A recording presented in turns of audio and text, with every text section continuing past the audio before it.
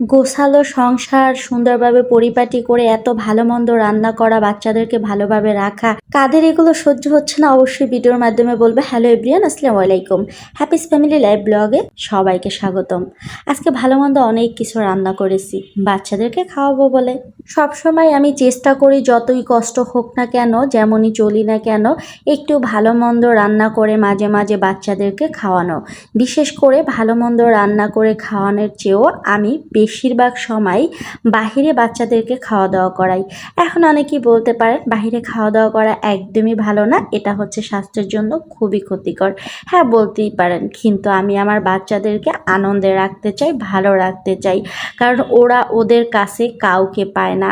বাচ্চারা তো দাদা দাদির কাছে অনেক আবদার করে, নানা নানির কাছে করে, তাদের সাথে অনেক মজা করে, আড্ডা দেয়, ভালো মন্দ একসাথে খায়, কিন্তু আমার বাচ্চারা তো সেগুলো পাচ্ছে না। তাই আমি সব সময় চাই বাসায় ভালো মন্দ রান্না করতে এবং বাচ্চাদেরকে ঘোরাতে, সব কিছু দেখাতে, পৃথিবীটা যে কত সুন্দর সেটা আমি আমার সামর্থ্য অনুযায়ী বাচ্চাদেরকে দেখাতে চাই এবং ওদেরকে আমি সুন্দর একটা জীবন দিতে চাই এবং খুব ভালো একটা জায়গায় রাখতে চাই।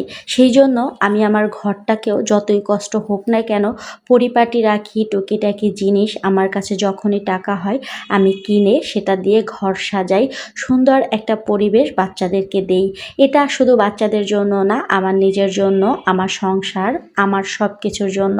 কারণ সংসারটা আমার, বাচ্চা আমার, স্বামী আমার, সব কিছুই আমার। তাই ওরা সবাই ভালো থাকলে, আনন্দে থাকলে সেটাতেই আমি আনন্দিত এবং আমিও ভালো থাকি। কিন্তু এইভাবে চলা, এগুলো দেখা, গোছানো সংসার, ভালো মন্দ রান্না করা, বাচ্চাদেরকে নিয়ে ঘুরতে যাওয়া, এগুলো আবার কিছু আত্মীয় স্বজন আছে যারা জীবনেও খোঁজ খবর নিবে না, কিন্তু একটা ভিডিও দেখে এত এত সমালোচনা করবে, এমনভাবে অন্যের কাছে প্রেজেন্ট করে যেন আমরা কোটিপতি, কিন্তু আমরা অনেক ভালো আছি, তাদেরকে আমরা কখনোই খোঁজ খবর নেই না, কিচ্ছু দেই না।